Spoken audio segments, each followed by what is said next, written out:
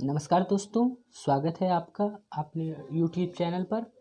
आज मैं आप लोगों के लिए बिहार दरोगा का सेट लाया हूं और मैं इसे पूरा सॉल्व करके दिखाऊंगा। वैसे तो सिर्फ बिहार दरोगा का कहने का सेट है, लेकिन क्वेश्चन बहुत इंपॉर्टेंट सब हैं। चलिए मैं शुरू करता हूं इसे। जी हाँ दोस्तों, शुरू करते हैं। और आप मेरा पीछे वीडियो देख लीजिएगा, 50 तक उसमें बताया गया है, मैं 51 से इस वीडियो में बता रहा हूँ। चलिए पहला प्रश्न है, एक समतल दर्पण की वक्रता त्रिज्या होती है। तो इसका सही उत्तर होगा दोस्तों, एक समतल दर्पण की जो वक्रता त्रिज्या होती है वो अनंत होती है। तो याद रखिएगा दोस्तों। और मैं इससे संबंधित कुछ फैक्ट्स बता देता हूँ दोस्तों। समतल दर्पण किसी वस्तु का प्रतिबिंब दर्पण के पीछे उतनी दूरी पर बनाती है जितनी दूरी पर वस्तु दर्पण के सामने रखी हुई है। ठीक है दोस्तों, इसे ध्यान में रखिएगा।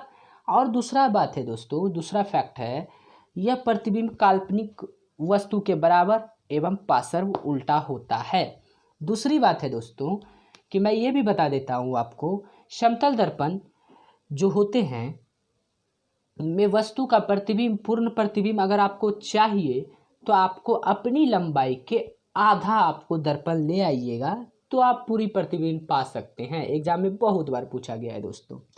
अगर आप मान लीजिए समतल दर्पण के सामने 1 किलोमीटर प्रति घंटे की चाल से आप दौड़ते हैं तो समतल दर्पण में कितने स्पीड से दिखाई पड़ेगा, ये भी क्वेश्चन पूछा गया है। तो 2 गुना दिखाई पड़ेगा। अगर 2 किलोमीटर स्पीड से दौड़ रहे हैं तो वहाँ 4 किलोमीटर प्रति घंटा दिखाई देगा। 3 किलोमीटर तो 6 किलोमीटर हो जाएगा। ठीक है दोस्तों, ये चीज़ आप ध्यान में रखिएगा। चलिए नेक्स्ट है कि 52 नंबर, ये आपका जो है दोस्तों करंट अफेयर्स से क्वेश्चन उठाया गया है। निम्नलिखित में से किस बैंक ने समर ट्रीटस अभियान शुरू किया है? तो आपको याद रखना है दोस्तों, HDFC बैंक ने समर ट्रीटस अभियान शुरू किया है। चलिए अगली क्वेश्चन की ओर हम लोग बढ़ते हैं। अगला क्वेश्चन दोस्तों क्या कहता है कि अगला क्वेश्चन हमारा कह रहा है कि आपको बताना है परमाणु जिसमें प्रोटॉनों की संख्या समान होती है परंतु न्यूट्रॉनों की संख्या भिन्न होती है, क्या कहलाते हैं? जी हाँ दोस्तों, तो इसका सही होगा दोस्तों उत्तर समस्थानिक। समस्थानिक कहलाते हैं जब आपका प्रोटॉन की संख्या समान हो और न्यूट्रॉन की संख्या भिन्न हो तो समस्थानिक कहलाएंगे। चलिए, अगर कभी कभी ऐसा भी होता है दोस्तों कि भार समान होता है, तो भार समान अगर होगा तो समभारिक कहलाएगा। और एक और इम्पोर्टेंट क्वेश्चन मैं बता देता हूँ दोस्तों, पोलोनियम जो है, एक जो पोलोनियम तत्व है उसका सर्वाधिक समस्थानिक संख्या होता है। ठीक है दोस्तों, समस्थानिकों की संख्या इसमें बहुत ज़्यादा होती है, सबसे ज़्यादा इसी की होती है। अगला क्वेश्चन है दोस्तों कि पेडोलॉजी निम्न वैज्ञानिक अध्ययन से संबंधित है। तो मतलब कि किसका वैज्ञानिक नाम पेडोलॉजी है? सिंपली तो यह जो है मिट्टी को पेडोलॉजी के नाम से जाना जाता है। तो चलिए मिट्टी का, तो अब हम लोग बता देते हैं 2-3 फैक्ट्स जो है। एरोबायोलॉजी किसका अध्ययन है? तो एरोबायोलॉजी जो है उड़ने वाले जंतुओं का अध्ययन एरोबायोलॉजी कहलाता है दोस्तों, याद रखिएगा। मेमोलॉजी अगर बोला जाए तो मेमल मतलब होता है स्तनधारी, तो मैमोलॉजी स्तनधारियों का अध्ययन कहलाता है। अगला है कि मेलेकोलॉजी। मेलेकोलॉजी जो है मोलस्का का अध्ययन कहलाता है दोस्तों। कैरियोलॉजी अगर पूछ लिया जाए तो दोस्तों केंद्रक का अध्ययन। इक्थियोलॉजी बोल दिया जाए तो दोस्तों मछलियों का अध्ययन कहलाता है। अगर पारासिटोलॉजी कहा दिया जाए तो दोस्तों परजीवियों का अध्ययन कहलाता है दोस्तों। एक क्वेश्चन में आपने इतना चीज़ सीखा दोस्तों। चलिए देखते हैं अगला। अगर दोस्तों मैं जो बता रहा हूँ, अगर आपको कोई सुझाव हो तो आप हमें ज़रूर बताइएगा। एक एक लाइन में बता रहा हूँ, अगर आपको कोई इसमें दिक्कत हो या कोई सुझाव हो जो कि हमारे लिए महत्वपूर्ण हो और आपके लिए भी, तो आप हमें ज़रूर सजेस्ट कीजिएगा दोस्तों, हमें इंतज़ार रहेगा। चलिए, रेशम का कीड़ा अपने जीवन चक्र के किस चरण में वाणिज्यिक तंतु पैदा करता है? तो रेशम का कीड़ा जो होता है दोस्तों अपने जीवन चक्र में जो है, जीवन चक्र में वाणिज्यिक जो पैदा करता है वो ऑप्शन सी है, कोशिक कोशित, अंग्रेजी में जिसे बोलते हैं प्यूपा। प्यूपा में जो है पैदा करता है वाणिज्यिक तंतु। अब हम लोग बात करते हैं भारत में सहतूती, एरी, तसर एवं मूंगा सभी 4 किस्मों के रेशम उत्पाद यहाँ होते हैं। कौन सा? तो सहतूती, एरी, तसर एवं मूंगा। ठीक है दोस्तों, याद रखना है। चलिए अगला क्वेश्चन कहता है सुमेलित कीजिए। तो सुमेलित कीजिए तो बिटवीन B1 का नाम क्या है? आपको बताना है कि बिटवीन B1 क्या है। तो मैं शुरू कर रहा हूँ, इससे थोड़ा आगे मैं बढ़ा देता हूँ दोस्तों। ये देखिए अब पूरा दिखने लगा। तो ये है बिटवीन B1 का नाम क्या है। तो बिटवीन B1 किसे कहते हैं? तो ये थायमिन को कहते हैं दोस्तों। अगला क्या है कि बिटवीन B2 जो है दोस्तों, याद रखिएगा कि राइबोफ्लेविन को कहेंगे। और अगला क्या है बिटवीन B6 पैरिडॉक्सिन। कहाँ पे दोस्तों पैरिडॉक्सिन? यहाँ नीचे में पैरिडॉक्सिन है। अगला क्या है दोस्तों बिटवीन B12 मतलब साइनोकोबालामिन। ये इस तरह से है दोस्तों। तो इसका सही उत्तर होगा ऑप्शन बी। अगला देखते हैं दोस्तों, याद रखिएगा दोस्तों, बहुत ही ज़्यादा इंपॉर्टेंट है। और मैं 1-2 फैक्ट भी इससे रिलेटेड बता देता हूँ दोस्तों। तो बिटवीन बी को क्या, बी सिर्फ बोल दिया जाए तो उसका रासायनिक नाम क्या है दोस्तों? कैल्सीफेरॉल। ई का रासायनिक नाम क्या है? ई तो टेकोफेरल। अगर बोल दिया जाए कि जनन में प्रॉब्लम किससे होता है तो ई के कमी से होता है। बिटवीन के का रासायनिक नाम क्या है दोस्तों? बिटवीन के का रासायनिक नाम फिलोक्विनोन है। अगला चलिए देखते हैं 57 नंबर दोस्तों। 57 नंबर प्रश्न क्या कहता है दोस्तों? निम्नलिखित में से कौन सा ऑक्साइड उदासीन है? आपको बताना है। तो दोस्तों इसका सही उत्तर होगा कैल्शियम ऑक्साइड जो है वह उदासीन है। ऑक्साइड उदासीन है। तो मैं इससे कुछ इंपॉर्टेंट फैक्ट्स भी बता देता हूं दोस्तों। कैल्शियम ऑक्साइड को जो है दोस्तों क्विकलाइम भी कहा जाता है। यह एक उजला छिद्रयुक्त ठोस पदार्थ है दोस्तों। कैल्शियम ऑक्साइड जो है उजला छिद्रयुक्त ठोस पदार्थ है। यह जल के साथ तीव्र प्रतिक्रिया कर कैल्शियम हाइड्रोक्साइड में परिणत हो जाता है दोस्तों। ठीक है दोस्तों, कैल्शियम हाइड्रोक्साइड को क्या कहा जाता है? आप लोग सभी लोग जान रहे होंगे लेकिन ध्यान में नहीं होगा। तो उसे कैल्शियम हाइड्रोक्साइड को बुझा हुआ चूना कहा जाता है दोस्तों। अगला बात करते हैं CO से फेफड़ों संबंधित जो है रोग होता है।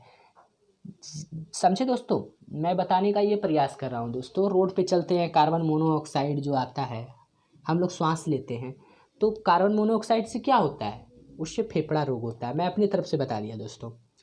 चलिए 58 नंबर देखता हूँ दोस्तों कि अंतरिक्ष यात्री निर्वात में सीधे खड़े नहीं रह सकते हैं क्योंकि, आपको तो ये बताना ही है दोस्तों, ये छोटा सा सिर्फ प्रश्न है।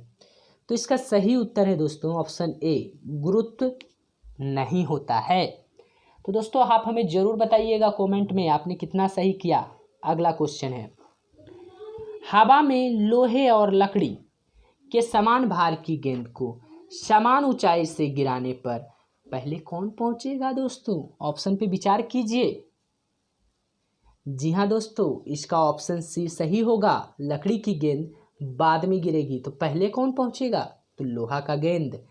तो मैं कुछ इंपॉर्टेंट फैक्ट्स बता देता हूं दोस्तों। निर्वात में दोनों गेंद पृथ्वी पर एक समय गिरेगी। अगर निर्वात में छोड़ दिया जाए तो क्या होगा? एक बार में गिरेगी, दोनों एक बार धरती पे आएगी। अगर वायु में दिया जाए तो, वायु में अगर छोड़ा जाए तो लकड़ी वाला बाद में गिरेगा, है ना। फिर दूसरा फैक्ट्स मैं बता रहा हूँ दोस्तों, वायु में अधिक घनत्व वाले गेंद पहले गिरेगा, अतः लोहे का गेंद पहले गिरेगा दोस्तों। नेक्स्ट है 60 नंबर क्वेश्चन। हम आपको बता रहे हैं दोस्तों कि 60 नंबर क्वेश्चन क्या है कि जल का अधिकतम घनत्व होता है। जल का अधिकतम घनत्व कब होता है? तो हम लोग पढ़े थे 4 डिग्री सेल्सियस पर, तो 0 डिग्री बराबर 273। 0 डिग्री बराबर कितना होता है? 273 केल्विन। अगर 4 डिग्री इसमें ऐड कर देंगे तो क्या बन जाएगा? 277। तो इसका सही उत्तर होगा दोस्तों 277 केल्विन। चलिए अगला मैं बात करता हूँ, एक तार में बहती विद्युत धारा एवं विभवांतर प्रत्येक को 2 गुना बढ़ा दिया जाए तो विद्युत शक्ति होगा। क्या मैं फिर से पढ़ देता हूँ। एक तार में बहती विद्युत धारा एवं विभवांतर प्रत्येक को 2 गुना बढ़ा दीजिए। ठीक है दोस्तों, तो विद्युत शक्ति पर क्या प्रभाव पड़ेगा? तो इसका सही उत्तर होगा दोस्तों कि विद्युत शक्ति जो है वह 4 गुना हो जाएगा। तो 4 गुना हो जाएगा। ठीक है दोस्तों, तो अब हम लोग कुछ बात कर लेते हैं फैक्ट्स की। छोटी मोटी बात बता देता हूँ कि विद्युत विभव का एसआई मात्रक क्या होता है दोस्तों? वोल्ट होता है। अगला क्या कर रहा है कि विद्युत विभव एक अदिश राशि है। तो याद रखना है दोस्तों, विद्युत विभव क्या है? एक अदिश राशि है। चलिए नेक्स्ट देखते हैं। अगला है दोस्तों, सरकार की कुल आय तथा कुल व्यय के बीच का अंतर होता है। तो सरकार के कुल आय और कुल व्यय के बीच का अंतर जो होता है दोस्तों, वह होता है बजटीय घाटा। याद रखिएगा दोस्तों, बजटीय घाटा होता है। राज्य सरकारों की आय का मुख्य स्रोत है। इन ऑप्शन में से आपको बताना है दोस्तों, राज्य सरकारों की आय का मुख्य स्रोत क्या है? तो इसका सही उत्तर होगा दोस्तों, राज्य सरकार की आय का मुख्य स्रोत जो है केंद्रीय करों में भाग। ठीक है दोस्तों। अगला, आउटकम बजट को भारत में कब प्रस्तुत किया गया था? तो इसका सही उत्तर होगा दोस्तों, आउटकम बजट को भारत में 2005 ईस्वी में प्रस्तुत किया गया था। अगला हम लोग बात करते हैं कि क्वेश्चन क्या है अगला, कि नासा के लिए उनके प्रशासन हेतु किसे नासा विशिष्ट सेवा पदक से सम्मानित किया गया है? ये आपका दोस्तों करंट से क्वेश्चन है। तो इसका सही उत्तर होगा दोस्तों रंजीत कुमार को।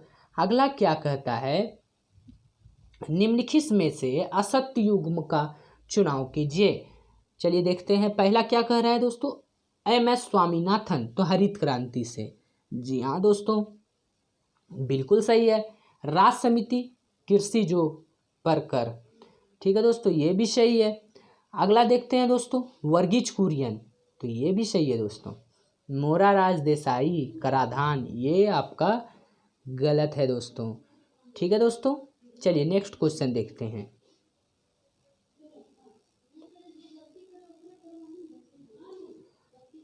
अगला क्वेश्चन है दोस्तों, अगला क्वेश्चन है दोस्तों कि मुंगेर जो बिहार में है को अपनी राजधानी बनाने वाला शासक था। मुंगेर को अपनी राजधानी बनाने वाला शासक कौन था दोस्तों? तो वो था देवपाल। ऑप्शन बी सही होगा दोस्तों। मैं कुछ फैक्ट बता देता हूँ दोस्तों। पाल वंश के संस्थापक आप लोग तो जान ही रहे होंगे दोस्तों कि वह है गोपाल। गोपाल को जनताओं ने शासक चुना था। ठीक है दोस्तों। अगला है, गोपाल किस धर्म से संबंधित थे? तो वह बौद्ध धर्म को मानते थे। धर्मपाल पाल वंश के जो महानतम शासक जो थे दोस्तों, वो धर्मपाल थे। पूछा गया क्वेश्चन है दोस्तों। अगला क्वेश्चन देखते हैं दोस्तों। 68 नंबर क्वेश्चन है दोस्तों, भारत छोड़ो आंदोलन के दौरान 11 अगस्त 1942 को सचिवालय, पटना सचिवालय के समीप झंडा फहराने के क्रम में 7 छात्रों की मौत पुलिस की गोली से हुई थी। इन छात्रों की जुलूस पर गोली चलाने का आदेश दिया था। कौन सा जिलाधिकारी दिया था दोस्तों? तो इसका सही उत्तर होगा दोस्तों, वो होगा WG आर्चर। कौन दिए थे? WG आर्चर ने गोली चलवा दिया था। ठीक है दोस्तों।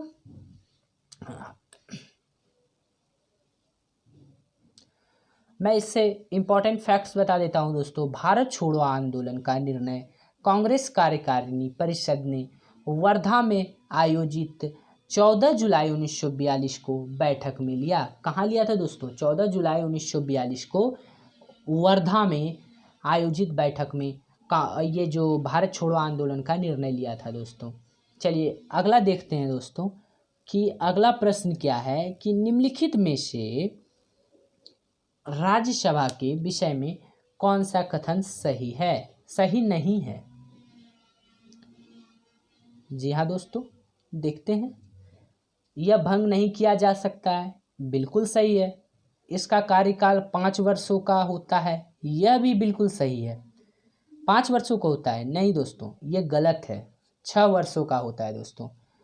प्रत्येक 2 वर्ष बाद इसके 1/3 सदस्यों का कार्यकाल समाप्त हो जाता है। यह बिल्कुल सही है। इसके लिए आपको 30 वर्ष की उम्र आयु के नहीं होंगे। इसके सदस्य 30 वर्ष से कम आयु के नहीं होंगे। ये भी सही है दोस्तों, 30 वर्ष से ज़्यादा आयु का होना चाहिए, कम से कम 30 वर्ष। तो इसका ऑप्शन बी सही है, जो कि गलत है। ठीक है दोस्तों, इसका कार्यकाल 6 वर्षों का होता है। अच्छा दोस्तों, कहा जाता है कि राज्यसभा का अनुच्छेद कितना में दिया गया है गठन का? तो राज्यसभा का गठन से संबंधित अनुच्छेद 80 में दिया गया है। राज्यसभा जो है राज्यों का प्रतिनिधि सभा है। ठीक है दोस्तों, राज्यसभा का गठन कब हुआ? यह क्वेश्चन पूछा गया है। 1952 ईस्वी में किया गया था।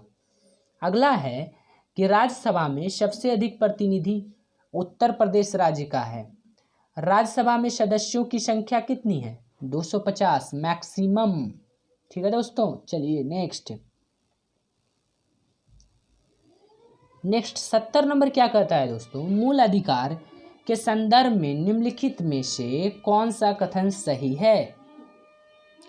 जी हाँ दोस्तों, इसका सही उत्तर होगा ऑप्शन नंबर डी, उच्चतम न्यायालय के मूल क्षेत्राधिकार के अंतर्गत नहीं आते हैं। उच्चतम न्यायालय के मूल क्षेत्राधिकार के अंतर्गत नहीं आते हैं। कौन? मूल अधिकार। अब हम लोग बात करते हैं कुछ इम्पॉर्टेंट फैक्ट्स की। भारतीय संविधान के अनुच्छेद 131 में उच्चतम न्यायालय का प्रारंभिक क्षेत्राधिकार का उल्लेख किया गया है दोस्तों। फिर मौलिक अधिकार का संवैधानिक उपचार का उल्लेख अनुच्छेद 32 में दिया गया है दोस्तों। अनुच्छेद 32 के अंतर्गत सुप्रीम कोर्ट को 5 रिट जारी करने का अधिकार है दोस्तों, सुप्रीम कोर्ट को, अनुच्छेद 32 के तहत। दोस्तों मैं 71 नंबर करवाने वाला नहीं हूँ, बाद में एक बार में करवाऊंगा दोस्तों, वो मैथमेटिक्स का क्वेश्चन है। चलिए मैं देखता हूँ 72 नंबर, निम्नलिखित में से किसका संबंध चुनाव आयोग से नहीं है? जी हाँ दोस्तों, अगर आपने सी नंबर मारा है ऑप्शन को तो आपका सही है, चुनाव की वैधता का निपटारा। जी हाँ दोस्तों, चुनाव की वैधता का निपटारा जो है वह चुनाव आयोग से संबंधित नहीं है, बल्कि चुनाव क्षेत्र का परिसीमन भी करना है उनको, चुनाव चिन्ह का बंटवारा भी वही करेंगे, चुनाव शांतिपूर्ण ढंग से परिपूर्ण भी वही कराएंगे, संपन्न भी वही कराएंगे ना दोस्तों। तो चुनाव आयोग का गठन अनुच्छेद कितने में किया गया है दोस्तों? 324 के अंतर्गत किया गया है। ठीक है दोस्तों, अगला है कि चुनाव आयोग को अक्टूबर 1993 ईस्वी में से बहुत सदस्यीय कर दिया गया है। अगला इम्पोर्टेंट फैक्ट्स है कि चुनाव आयोग में एक मुख्य निर्वाचन आयुक्त तथा 2 अन्य निर्वाचन आयुक्त होते हैं। ठीक है दोस्तों, अगला इम्पोर्टेंट फैक्ट्स मैं आपको बता रहा हूँ कि मुख्य चुनाव आयुक्त को जो है किस तरह से हटाया जा सकता है, क्वेश्चन पूछ लिया जाएगा दोस्तों। तो इसको हटाने के लिए जिस तरह से राष्ट्रपति को आप महाभियोग लगा के हटाते हैं, उसी तरह से इसको भी आपको हटाना होगा महाभियोग लगाकर। चलिए अगले क्वेश्चन की ओर चलते हैं कि भारतीय संविधान में ब्रिटिश संविधान से निम्न में से कौन से तत्व नहीं लिए गए हैं? जी हाँ, अगर आप बी ऑप्शन मारे हैं तो बिल्कुल सही ऑप्शन मारे हैं आपने। क्या हो जाएगा? न्यायपालिका की स्वतंत्रता जो है यह ब्रिटिश संविधान से नहीं लिया गया है। तो कहाँ से लिया गया है दोस्तों? USA, United state of America से लिया गया है। जबकि विधि का शासन ब्रिटिश से लिया गया है, कानून निर्माण की प्रक्रिया ब्रिटिश से लिया गया है, संसदीय सरकार ये भी ब्रिटिश से लिया गया है दोस्तों। अब बोल देगा मौलिक अधिकार कहाँ से लिया गया है, बराबर क्वेश्चन पूछा गया है, तो वह रूस से लिया गया है। संविधान संशोधन की प्रक्रिया कहाँ से हम लोगों ने अपनाया है, वह हम लोगों ने अपनाया है दक्षिणी अफ्रीका से। चलिए आगे हम लोग देखते हैं दोस्तों। अगला क्वेश्चन है कि आप पत्ते को देखते हैं, बहुत सारे पत्तों में देखते होंगे कि लाल रंग, नारंगी और पीले रंग किसके कारण होते हैं? तो लाल, नारंगी और पीले रंग जो होते हैं कैरोटीनाइड के कारण होते हैं, कैरोटीनाइड के कारण होते हैं। बात करते हैं कुछ इंपॉर्टेंट फैक्ट्स की। क्लोरोफिल के कारण पत्तों का रंग हरा होता है, जो कि आप लोग सभी लोग जान रहे हैं। क्लोरोफिल में मैग्नीशियम का परमाणु पाया जाता है। ठीक है दोस्तों। क्लोरोफिल प्रकाश में बैंगनी, नीला तथा लाल रंग का ग्रहण करते हैं। अगला क्या है कि दृढ़ ऊतक में लिग्निन भित्ति पाया जाता है। दृढ़ ऊतक में क्या पाया जाता है? लिग्निन भित्ति। लिग्निन के कारण भित्ति मोटी होती है। तो यह क्वेश्चन बहुत बार पूछा गया है, किसके कारण भित्ति मोटी होती है? तो लिग्निन के कारण मार्क के आइएगा दोस्तों, तो फिर गलत हो जाएगा। अगला है कि आर्थ्रोपोडा समूह के अंतर्गत शामिल नहीं है। तो देखिए दोस्तों, तिलचट्टा तो है ही, झींगा तो है ही, मक्खी है, लेकिन जोक जो है आर्थ्रोपोडा से संबंधित नहीं है। तो जोक, केंचुआ, नेरिस ये सभी जो हैं एलिनीडा से संबंधित है दोस्तों। अगला हम लोग बात करते हैं, ये क्वेश्चन है दोस्तों कि बराबर द्रव्यमान के दो पिंडों को H और 4H का ऊंचाइयों पर रखा जाता है, उसकी स्थितिज ऊर्जा का अनुपात होगा। तो दोस्तों अगर आप H और 4H पे रखिएगा तो उसका स्थितिज ऊर्जा ज़्यादा किस में होगा, क्या अनुपात होगा? तो कम तो दोस्तों 1:4 होगा, मतलब H पे जो रखा गया है उसका कम होगा स्थितिज ऊर्जा, और 4H पे जो रखा गया है उसका ज़्यादा होगा। ठीक है दोस्तों, ऐसा क्यों होगा? क्योंकि स्थितिज ऊर्जा का जो फॉर्मूला होता है, आप देखिए mgh, जी का मान तो स्थिर रहेगा 9.8, मास जितना भारी होगा उतना स्थितिज ऊर्जा ज़्यादा होगा। यहाँ पर हाइट है, हाइट अगर 1 लीजिएगा दोस्तों तो mg हो जाएगा, लेकिन अगर आप 4 ले लीजिएगा जस्ट इस तरह से mgh, तो हाइट अगर 1 लेते हो आप तो 1 mg हो जाएगा। मान लेते हैं ये 2 है, ये 9.8 है, इंटू 1, तो ये तो दोस्तों 1 से मल्टीप्लाई करोगे तो कम होगा, लेकिन यही मल्टीप्लाई हम 4 से कर देंगे तो ये ज़्यादा हो जाएगा। ठीक है दोस्तों, तो इस कारण 1:4 होगा। अगला बात करते हैं, ध्वनि तरंगे क्या हैं? ध्वनि तरंगे जो हैं इसका सही उत्तर क्या होगा? तो इसका सही उत्तर होगा दोस्तों, ठोस तथा गैस दोनों माध्यम में चल सकती हैं। तो ध्वनि तरंगे ठोस तथा गैस दोनों में गमन कर सकती हैं। ध्वनि तरंगे निर्वात में गमन नहीं करती हैं दोस्तों, याद रखिएगा, ये बहुत बार पूछा गया है, निर्वात में क्या चाल होगी? तो निर्वात में 0 होगी। ध्वनि तरंगे निर्वात में गमन नहीं करती हैं। अगला क्या है कि ध्वनि तरंगे जो हैं ठोस में ज़्यादा गमन करेंगी, ठोस में जो है अधिक तीव्र गति से गमन करती हैं। ठीक है दोस्तों, द्रव और गैस के मुकाबले। अगला बात करते हैं दोस्तों, ध्वनि तरंग अनुदैर्घ्य तरंग है। ध्वनि तरंग कैसी तरंग है? अनुदैर्घ्य तरंग है। अगला है कि ध्वनि तरंग का दाब पर प्रभाव नहीं पड़ता है। दाब से ध्वनि तरंग पर कोई प्रभाव नहीं पड़ा है दोस्तों, ना पड़ेगा। 1 डिग्री सेल्सियस तापमान बढ़ाने पर ध्वनि का तापमान 0.61 मीटर बढ़ जाता है। तो बहुत बार क्वेश्चन पूछा गया है दोस्तों, अगर आप तापमान बढ़ा देंगे तो ध्वनि पे क्या प्रभाव पड़ेगा? तो बढ़ जाएगा ध्वनि तरंगे। अगला बात करते हैं कि प्रकाश तरंग निर्वात में भी गमन करते हैं। ध्वनि तरंग करें या ना करें, प्रकाश तरंग करते हैं निर्वात में। नेक्स्ट ये दोस्तों है कि आपका 78 नंबर मैथमेटिक्स से क्वेश्चन है, तो मैं मैथमेटिक्स एक बार में करवाऊंगा। चलिए देखते हैं कि सुमेलित कीजिए। तो मैं थोड़ा जल्दी खींच रहा हूँ दोस्तों अब, क्योंकि बहुत लंबा वीडियो बन जाएगा। तो सुमेलित कीजिए। पहला अर्थवेद। अथर्ववेद किससे है? जी हाँ, अथर्ववेद किससे संबंधित है दोस्तों? तो अथर्ववेद जो है वो औषधि से संबंधित है, औषधियों से संबंधित। पहला का तीसरा हो जाएगा। दूसरा जो है ऋग्वेद किससे संबंधित है? तो ईश्वर महिमा से। ऋग्वेद किससे संबंधित है? ईश्वर महिमा से। तीसरा जो है यजुर्वेद। यजुर्वेद किससे संबंधित है? तो बलिदान विधि से। अगला है सामवेद, तो वह संगीत से है। तो इसका ऑप्शन नंबर कौन सा सही होगा दोस्तों? ऑप्शन ए इसका सही होगा। अगला हम लोग बात कर लेते हैं क्वेश्चन, अगली क्वेश्चन की ओर चलते हैं कि ऋग्वेद संहिता का 9वां मंडल पूर्णतः किसको समर्पित है? तो आपको बताना है, बहुत ही आसान क्वेश्चन है दोस्तों। ऋग्वेद संहिता का 9वां मंडल किससे संबंधित है?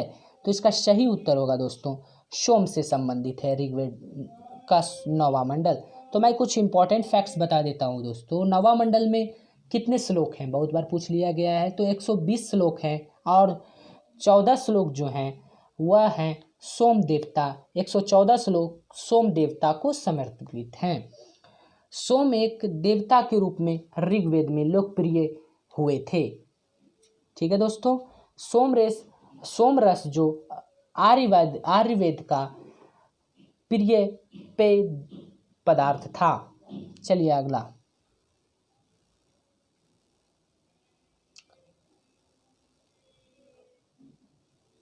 अगला है दोस्तों कि आपको बताना है किस संस्थान द्वारा कोविड-19 के खिलाफ लड़ने के लिए नैनो प्रौद्योगिकी आधारित कीटनाशक स्प्रे अनन्या विकसित किया गया? तो इसका सही उत्तर होगा दोस्तों रक्षा उन्नत प्रौद्योगिकी। ठीक है दोस्तों, अगला देखते हैं। अगला है संगम साहित्य में तोल्किनियम, संगत साहित्य में तोलकिप्पम का अर्थ एक ग्रंथ है। तो इसका सही उत्तर होगा दोस्तों ऑप्शन नंबर बी, ये तमिल व्याकरण का एक ग्रंथ है। ठीक है दोस्तों, अगला देखते हैं। मालिक काफूर कौन थे? ये बहुत बार पूछा गया है दोस्तों। तो मालिक काफूर जो थे वह थे, कौन थे दोस्तों आपको बताना है। तो इसका सही उत्तर होगा अलाउद्दीन खिलजी का दक्षिण विजय का सेनापति मालिक काफूर थे। अब हम लोग बात करते हैं मालिक काफूर को 1298 ईस्वी में गुजरात विजय के दौरान नुसरत खां के द्वारा खरीदा गया था। और इसी को दोस्तों 1000 दिनारी जो बोलते हैं आप, इसी को बोला जाता है, मालिक काफूर को 1000 दिनारी भी बोला जाता है। चलिए अगला क्वेश्चन है 85 जो कि करंट से उठाया गया है। क्या है? किस भारतीय संगीतकार को medal of the order of Australia के लिए चुना गया है?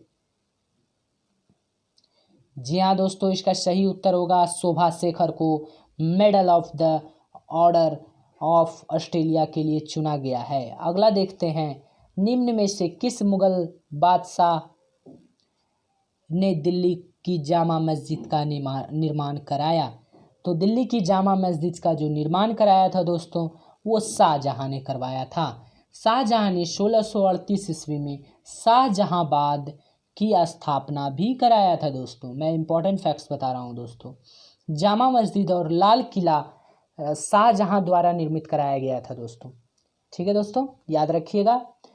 फिर उसके बाद आप जान ही रहे होंगे जामा मस्जिद जो है भारत की सबसे बड़ी मस्जिद है, ये तो आपको पता ही होगा। और एक और इम्पॉर्टेंट फैक्ट्स है दोस्तों जो कि आप लोग कंफ्यूज बराबर करते होंगे, आगरा का मोती मस्जिद किसने बनवाया? बहुत बार पूछा गया है। तो यह बनवाया है शाहजहां ने।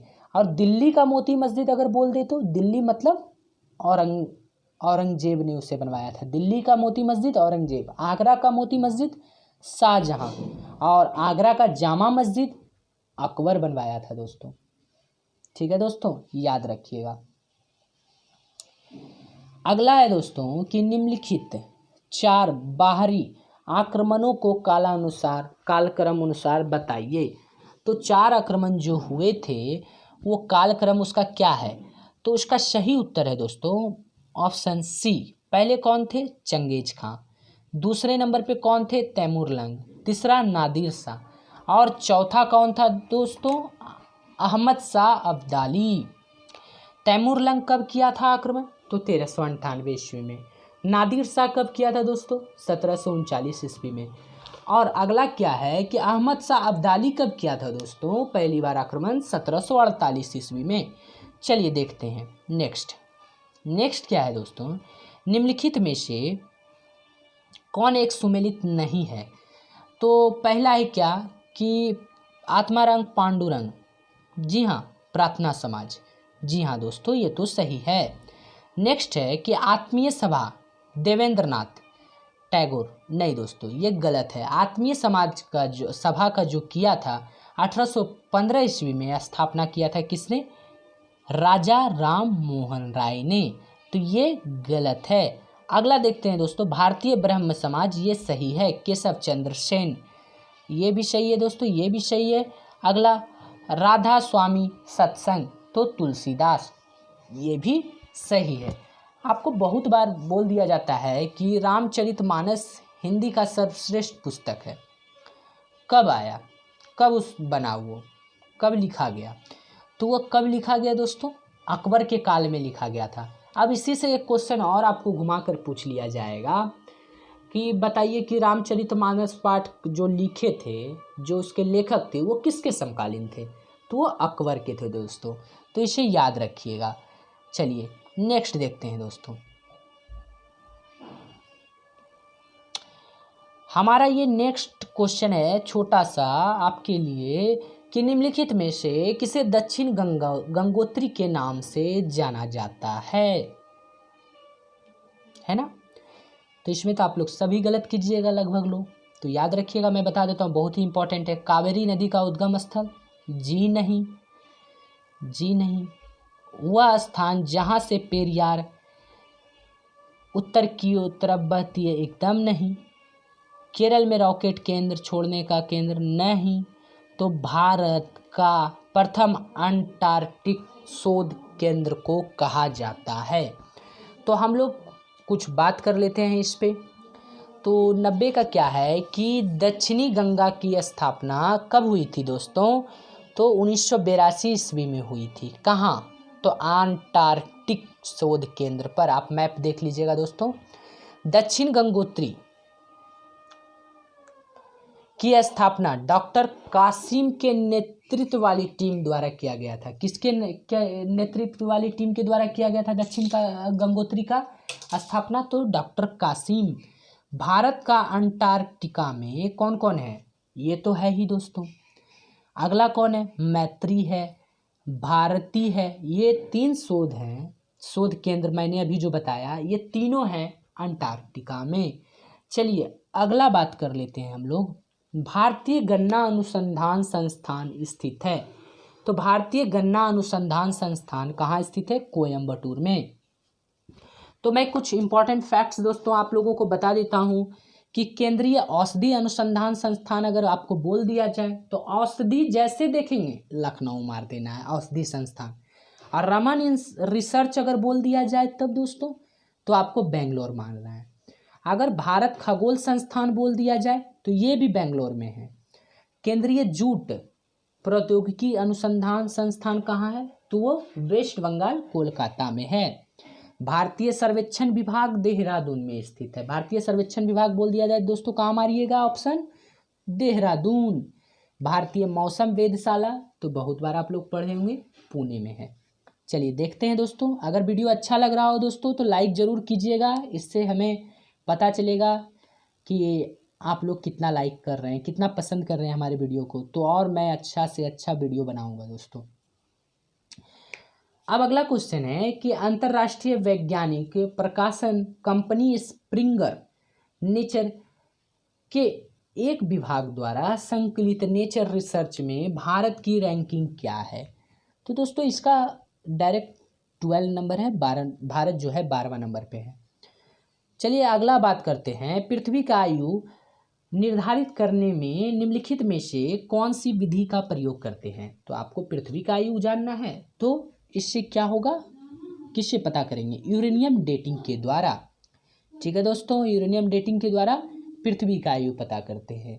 और आप कार्बन डेटिंग के द्वारा तो जान ही रहे होंगे दोस्तों कि आप ही को बताना है दोस्तों, बहुत आसान है। आप बताइएगा कमेंट बॉक्स में कि कार्बन डेटिंग से क्या होता है। ठीक है दोस्तों। और मैं ये भी बता देता हूँ दोस्तों, जो आप देखते होंगे कि वृक्ष सबको हम पता करते हैं, तो वृक्ष का वलय देखकर हम लोग पता करते हैं कि जितना वलय रहेगा वृक्ष में गोल गोल, जैसे कि ऐसे वलय है, तो वृक्ष का वलय से हर साल में एक वलय हो जाता है। ठंडे का मौसम में ऐसे वलय रहेगा, तो वृक्ष के वलय से पता चलेगा यह वृक्ष कितने साल पुराना है। चलिए नेक्स्ट क्वेश्चन देखते हैं दोस्तों। महासागर में ज्वार भाटा की उत्पत्ति के क्या कारण हैं? बहुत आसान सा क्वेश्चन है दोस्तों, छोटा सा आसान सा। तो इसका सही उत्तर होगा सूर्य और चंद्रमा के संयुक्त प्रभाव से जो है महासागर में ज्वार भाटा आता है। अगर दोस्तों आपको पूछ लिया जाए कि ज़्यादा प्रभाव किसका होगा, सूर्य का या चंद्रमा का, तो दोस्तों आपको बोलना है अगर ज़्यादा तेज प्रभाव होगा तो वो चंद्रमा का होगा, क्योंकि चंद्रमा नज़दीक है धरती के। ठीक है दोस्तों, तो ज़्यादा ताकतवर होगा। ठीक है दोस्तों, तो कितना ताकतवर होगा? सूर्य की अपेक्षा 2 गुना ताकतवर होगा। ठीक है, अगला कहता है कि एशिया की सबसे लंबी नदी कौन सी है?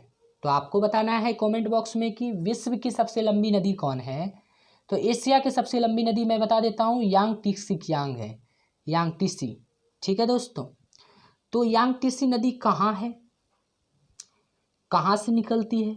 तो ये चीन में भी बहती है। यांगटीसी नदी जो है तिब्बत पठार से निकलकर चीन सागर में गिरती है। ओके, चलिए नेक्स्ट है कि व्यापारिक पवनें कहाँ से चलती है? तो व्यापारिक पवनें जो हैं दोस्तों उपोष्ण उच्च दाब से चलती हैं।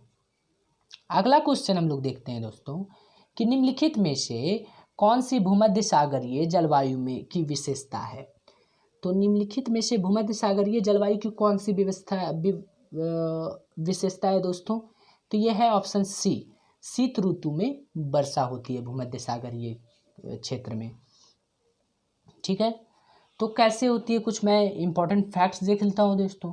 जाड़े की ऋतु में पछुआ पवनों द्वारा होने वाली वर्षा इसकी प्रमुख विशेषता है। जाड़े के दिनों में कैसे होता है वर्षा? तो पछुआ पवनों के द्वारा होता है और इसकी प्रमुख विशेषता है। यहाँ पर अंगूर और नींबू फल बड़े पैमाने पर उगाए जाते हैं दोस्तों। अगला देखते हैं कि ये मैथमेटिक्स का अगला, वर्तमान बिहार में विधान परिषद तथा लोकसभा के सदस्यों की संख्या कितनी है? तो वर्तमान बिहार में जो है वह है 75 विधान परिषद और 40 जो हैं लोकसभा के सदस्य हैं। और लोकसभा का जो दोस्तों उल्लेख किया गया है अनुच्छेद 81 में किया गया है। राज्यसभा का अगर उल्लेख पूछ लिया जाए तो बड़ा व्यक्ति पहले आएगा। राज्यसभा ऊपरी सदन है, तो 80 में राज्यसभा, 81 में लोकसभा, आपको याद रखना है दोस्तों। और विधान परिषद की संरचना का उल्लेख अगर बोला जाए तो 171 में किया गया है, अनुच्छेद 171। विधान सभा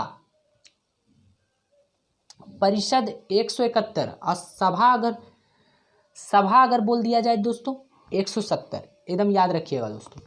अगला लास्ट क्वेश्चन बताना है दोस्तों आपको।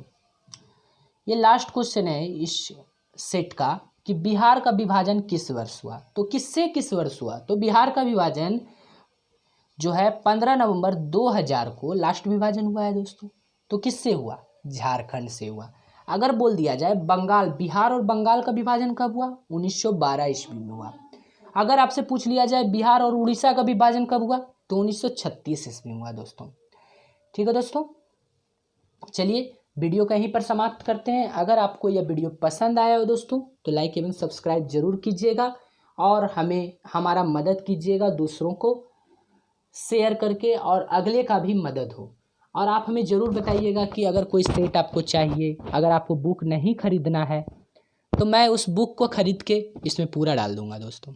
चलिए धन्यवाद दोस्तों, मिलते हैं अगली वीडियो में।